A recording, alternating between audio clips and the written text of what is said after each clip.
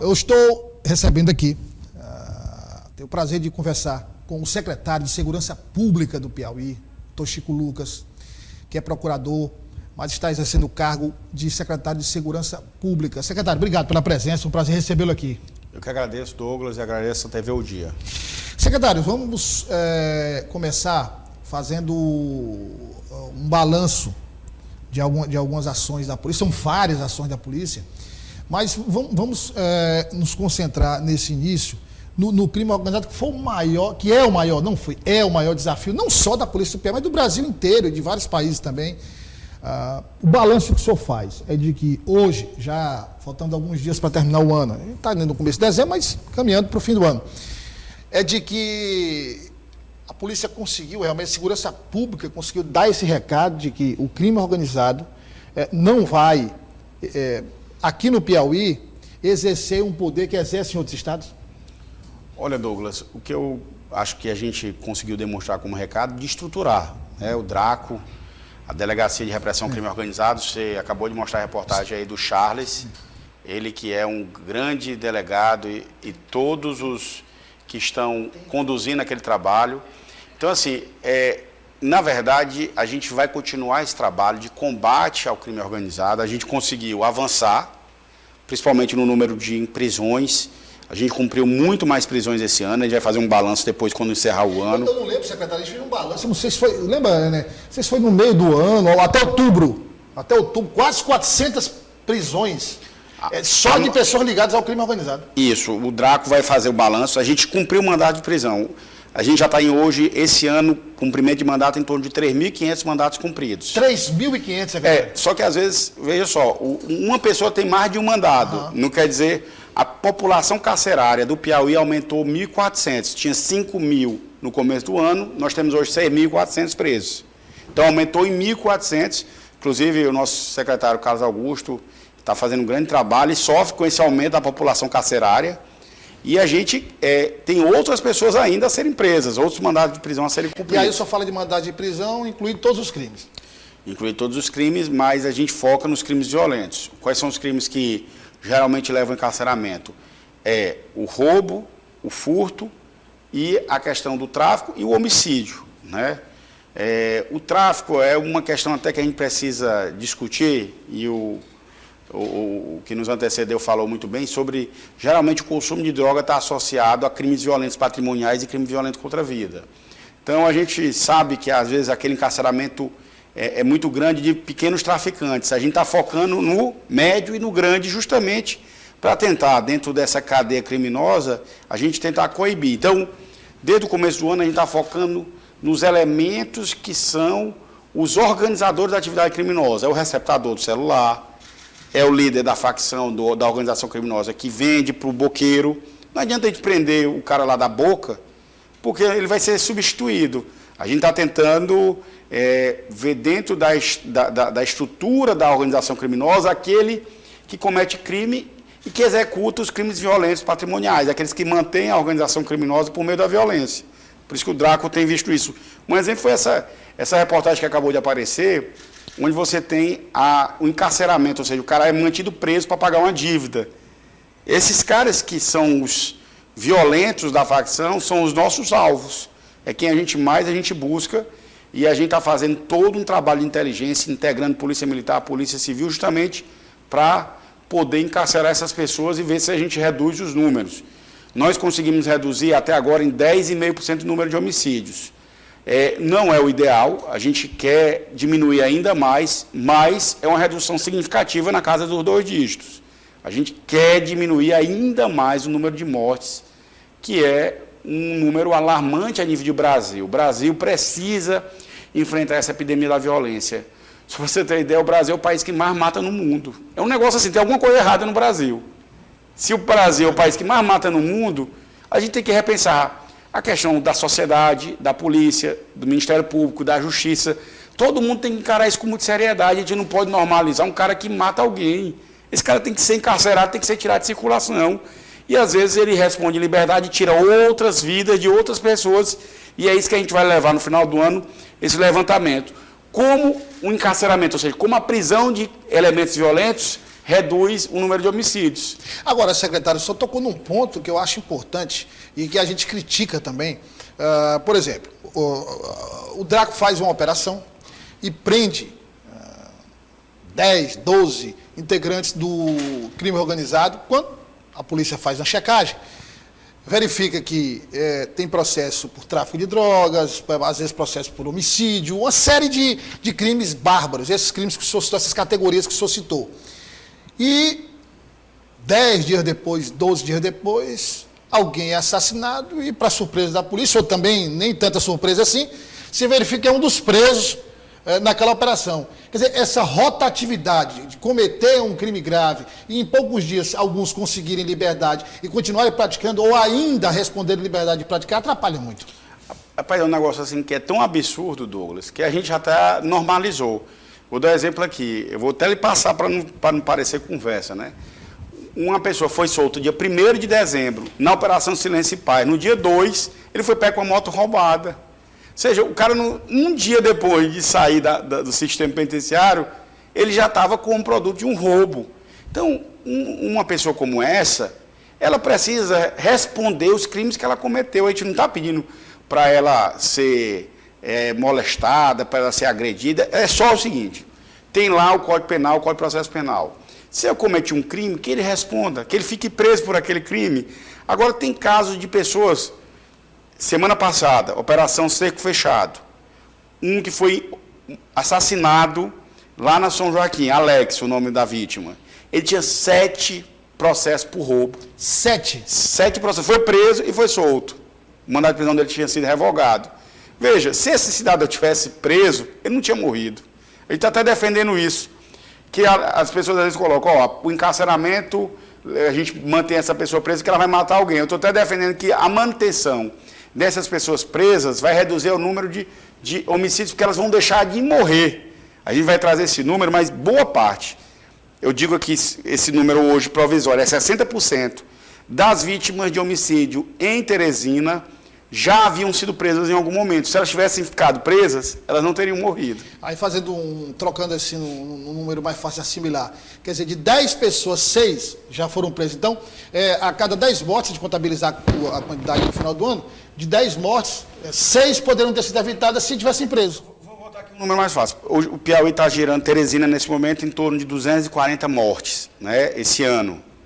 Então, a gente teria aí, no mínimo, 150 que morreram por conta de não estarem presas. A gente vai vou levantar esse número, vou levantar dando o nome de cada uma das vítimas no final do ano, para a gente fazer esse debate. Porque as pessoas questionam às vezes assim, estão prendendo muito. Ora, mas a pessoa tem que ficar presa pelo crime que ela cometeu e até evitar que ela cometa outros crimes ou seja vítima de homicídios. Então, a gente tem no sistema penitenciário hoje do Piauí, graças a Deus, poucas ocorrências. Quantos anos que a gente não tem aí um preso morrendo? Né? Era comum isso no passado. Então, vamos mantê-los encarcerados, vamos cobrar o cumprimento das medidas cautelares. Dia 11 eu vou assinar um documento com o secretário de Justiça e com a Corregedoria do TJ para a gente cumprir as medidas cautelares, porque às vezes o juiz dá aquela ordem, a pessoa não pode sair à noite, só que ninguém fiscaliza. E agora, na Operação Silêncio e Paz, nós vamos saber quem é proibido de estar em festa, porque a gente fiscaliza os tornozelados. Mas tem gente que sai do sistema sem ser com tornozeleira e vai para uma festa, vai cometer ilícitos. Então, tudo isso a gente está... Quer dizer, durante a operação, se for flagrado, vai ser preso. É isso que a gente quer levar para o judiciário. Isso aí, a gente já já está fazendo monitoramento dos tornozelados. A gente está juntando muitos dados de inteligência para fazer o cruzamento. Saber, por exemplo, às vezes... A gente já elucidou crimes em que o tornozelado está no mesmo local de um roubo de uma moto, de um carro. Aí a gente vai fazendo um cruzamento dos dados e chega àquela autoria. Então é isso que a gente quer, melhorar com a integração, que é mais importante, Douglas, integrar os dados, as instituições, para a gente tentar melhorar esses números. O senhor falou dessa quantidade de pessoas que são assassinadas todos os anos no Piauí, então tirando 60%, de pessoas que foram assassinadas, que já tinham pelo menos uma passagem pelo sistema prisional, dos 40% restantes?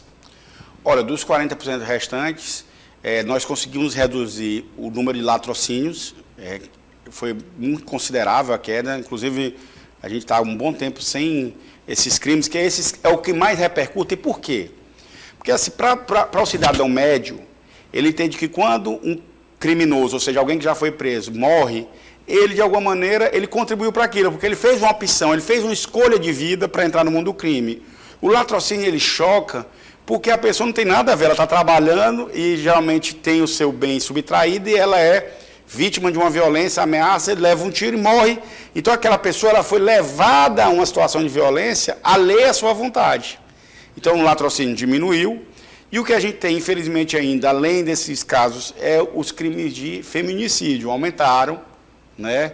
Aí é uma questão que nos alerta para um problema estrutural, que é o machismo, né? Infelizmente ainda há muitos casos de homem agredindo as suas companheiras. E nesse caso, secretário, é difícil a polícia intervir, porque é algo que, não, na grande maioria das vezes, ou na totalidade, acontece dentro de casa. Então, se a mulher não denuncia, aí fica difícil. E eu quero aqui enaltecer, independente de segurança, mas todo o sistema, você tem a Secretaria das Mulheres, a Defensoria, o Ministério Público, todo mundo está integrado. Agora, é uma coisa que eu até digo às pessoas, aumentou. Ora, se um casal, às vezes tem anos de matrimônio, como é que aumentou a violência? Você acha que esse marido não era violento antes de toda essa legislação que existia? O problema é que era algo negligenciado, era algo que as pessoas encobriam. E até, secretário, o senhor falou de problema estrutural, de uma certa forma até aceito pela sociedade, mascarava, não, isso é do casamento. Eu faço um desafio aqui, eu duvido quem é que não conhece um caso de violência doméstica próximo da sua realidade. Uma prima, um irmão, um amigo. Isso é uma coisa que fazia parte do nosso cotidiano. Uma tia, um primo, era uma coisa normal. A gente começou a encarar isso como algo, a gente começou a não aceitar mais as agressões. Isso tem mudado. E o Estado está se organizando para receber essas violências. E não aceitar mesmo. Mas, infelizmente, os homens ainda... E eu tenho, lógico, isso aqui sem nenhuma base científica, mas muitas vezes o homem não aceita que a mulher tome providência, né? Que ela denuncie, ele encara aquilo como um desafio, ele não aceita. E você vê que é uma coisa que independe de cor, classe social. Você vê aí a Ana Hickman. Recente, né? Agora, exatamente. Ontem saiu reportagem com a Nayara Azevedo, cantora. Então é algo que faz parte, infelizmente, do cotidiano. De todas as classes. De todas. Ou seja, sendo mulher, e eu digo assim isso com tranquilidade, porque todos nós somos machistas em alguma medida, né? Até na questão da divisão do trabalho, a gente não se dedica como as mulheres. Você vai para uma atividade na casa de alguém, geralmente quem está fazendo a comida são as mulheres, né? É difícil ver um homem. É difícil. No máximo fazendo um churrasco ali, olha lá. Então, assim, por isso que se fala que é estrutural. Agora, secretário, outra questão que eu acho importante, ainda dentro desse percentual de mortes, o percentual de pessoas completamente fora da criminalidade, essas pessoas que são vítimas de latrocínio, pessoas inocentes, mortas em assalto, mortas nesta ou naquela circunstância que não tem nada a ver com o crime. É o mínimo esse percentual. Olha, latrocínio hoje, eles caíram, eu vou lhe dar esse número exato, mas hoje latrocínio é menos de 5%, né? O latrocínio. Feminicídio, eu não tenho aqui de cabeça. O que eu tenho é o número de pessoas que morreram, que já foram presas, não estou nem dizendo que envolvimento com o mundo do crime, ou de alguma maneira com o mundo das drogas, mas que já foram autoras de um crime de roubo, de furto, de tráfico ou de homicídio, 60%. Então, dizer assim, é um dado objetivo. Alheias ao mundo do crime, ainda é maior, né? Ou seja, é menor ainda do que os 40%, porque tem gente que cometeu algum crime, mas não foi preso. Então, veja só, que eu estou falando só dos que já foram presos. Então, isso mostra que a gente tem que repensar enquanto sociedade, e a gente faz esse debate, que as pessoas precisam ser responsabilizadas pelos seus atos. As pessoas tendem a não ser responsabilizadas e isso cria um ciclo violento no nosso cotidiano. Secretário, e essa realidade hoje é uma realidade completamente diferente. Porque, por exemplo, eu estava, inclusive, conversando com um especialista semana passada em segurança pública e a gente falando sobre crime organizado. Antes da estruturação desse novo modelo de crime organizado, qual era o modelo que se tinha? Qual era a notícia tinha? Era do ex-tenente-coronel José Viriato Corrêa Lima. Mas não era um crime organizado, disseminado como é hoje, enraizado como é hoje. Era muito localizado na figura dele, do bando, eram ações pontuais e não era nada nem comparado ao que é hoje. Hoje, por exemplo, nós temos efetivamente um crime organizado estruturado pelo menos quase todo o Piauí, quase todas as cidades. Mesmo cidade pequena, se não tem ali uma base, mas tem alguma pessoa que é uma espécie de representante ali. Então hoje é uma questão mesmo estrutural e se torna mais difícil combater. Na verdade, quando você faz aí o resgate do crime organizado no Piauí, ele era muito mais parecido com a milícia, né? Exatamente. Porque ele vivia da extorsão, né? Ou seja, usava a violência do Estado para cometer crimes. Hoje o que nós temos é a atividade econômica do tráfico. Então vender droga é lucrativo, só que é uma atividade ilegal. Então você tem desde o cara lá da cidade, que é o boqueiro, que é o cara que vende, ao traficante, ao cobrador, que executa as cobranças. E se eles cometem um ato ilegal, eles fazem essa cobrança geralmente com a violência, porque eles não vão poder ir lá na justiça cobrar, né? Não vou dizer assim, vou cobrar aqui uma dívida de droga porque ele está me devendo que ele comprou. Ele não vai fazer isso. Então, como é que ele cobra? Ele cobra com violência. Então, esse é o debate, inclusive, que a gente deve fazer. E hoje o tráfico ele está capilarizado realmente, até porque existe demanda. Não é porque existe oferta, porque tem quem compre. A droga ela virou algo no cotidiano da nossa vida. Então, a gente também conhece muitas pessoas que consomem drogas ilícitas e drogas lícitas também, que também são causadoras de violência. Boa parte dos feminicídios está associada ao consumo de álcool, por exemplo. Então, tudo isso a gente faz o quê? O combate ao crime organizado, a criminalidade violenta organizada. Agora, essa outra criminalidade, a gente precisa todo dar as mãos, a sociedade, desde a questão urbana, da energia, da iluminação pública, do asseio das ruas, até a questão mesmo das relações familiares e sociais. Secretário, as operações de trânsito também foram muito marcantes esse ano, porque quando elas começaram a ser intensificadas, houve muito questionamento. Então, excesso de operações de trânsito, não, é para multar, é para arrecadar, mas o tempo mostrou, com os resultados, que não foram apenas ações policiais voltadas e com resultados específicos para o trânsito, que repercutiram em diversas outras áreas. Por exemplo, traficantes com mandado de prisão em aberto que foram encontrados, armas encontradas em veículos, drogas encontradas também, veículos roubados. Quer dizer, tudo isso foi compilado e a segurança pública mostrou o resultado que hoje é um resultado que vai muito além da questão do trânsito. Olha, quando falam de arrecadação, o Estado não arrecada quase nada com blitz. Pelo contrário, o custo das blitz, das operações, a gente paga diária para os policiais, a gente leva toda a estrutura, mas policiamento é presença do Estado. Ora, o Estado está lá para fiscalizar os crimes violentos, mas os crimes de trânsito, os crimes ambientais.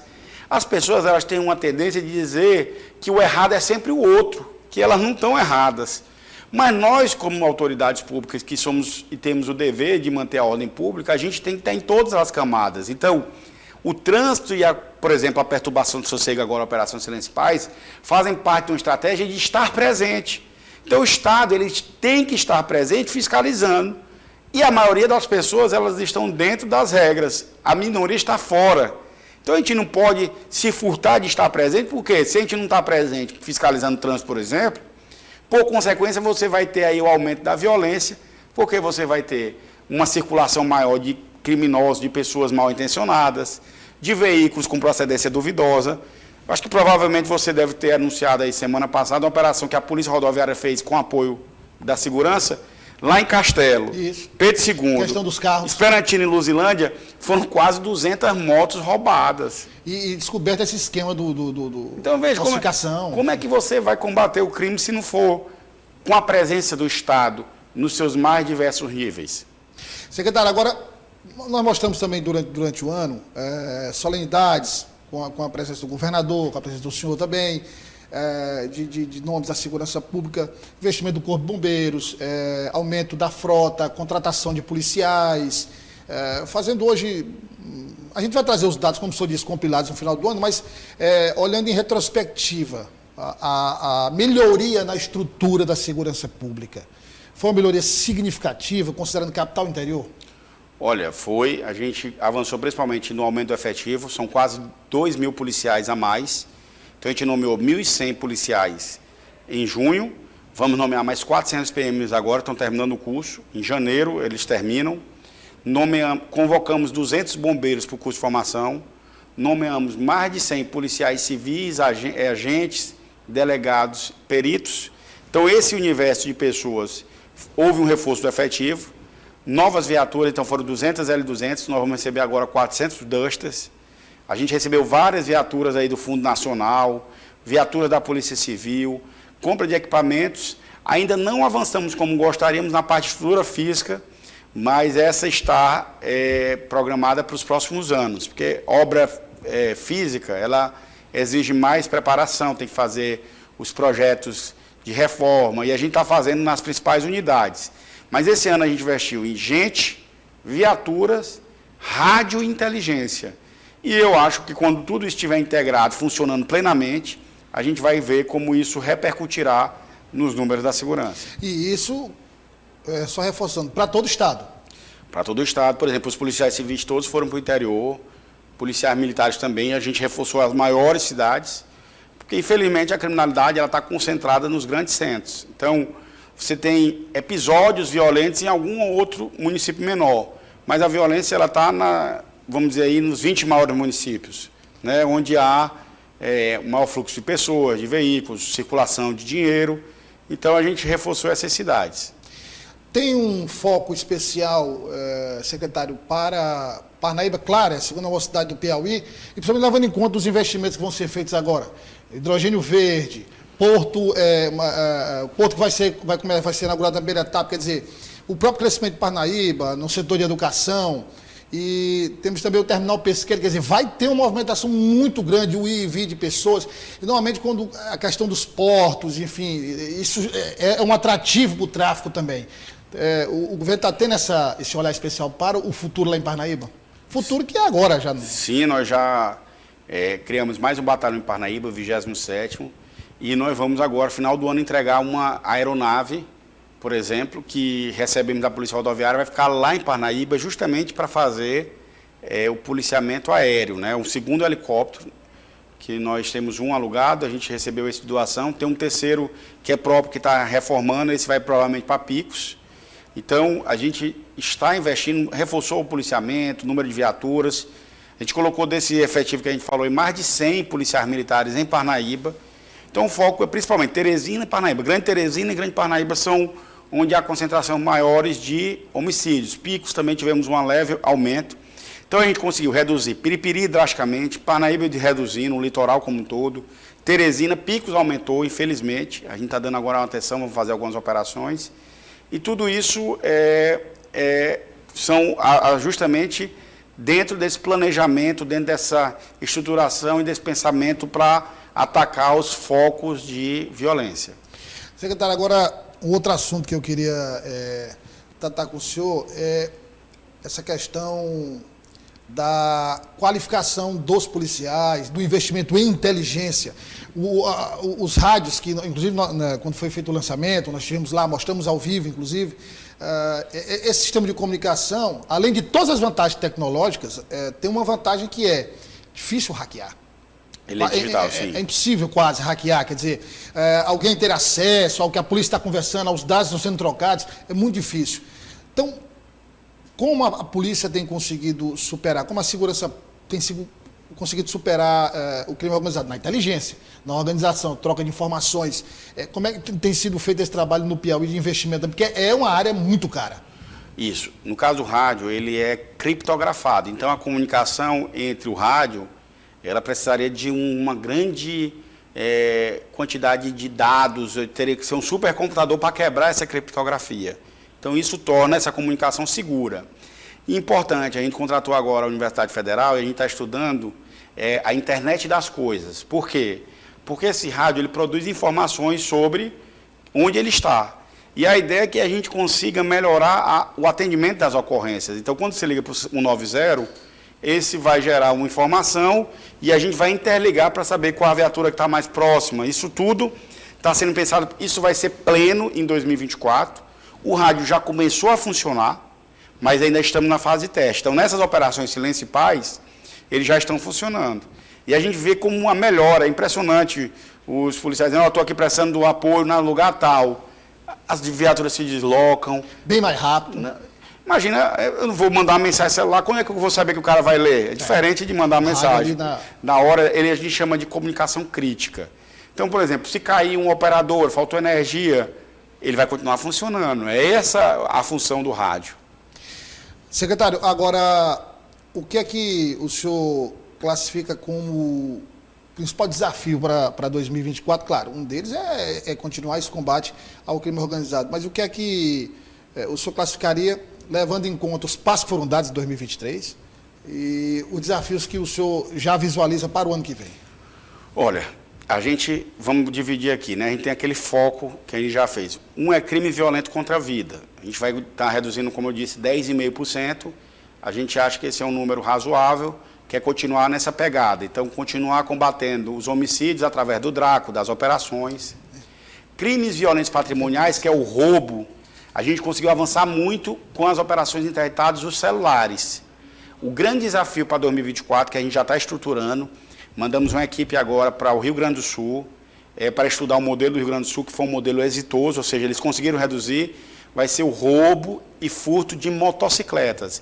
Esse é o único crime que acontece em quantidade que a gente, infelizmente, ainda não conseguiu reduzir. Então, a gente foi muito bem no roubo de celulares. Em 2024, a gente vai focar na questão do roubo de moto, roubo e furto de veículos, de motos principalmente. Agora, secretário, ainda é um índice alto, roubo e furto de motos e veículos, mas o índice de recuperação é alto também.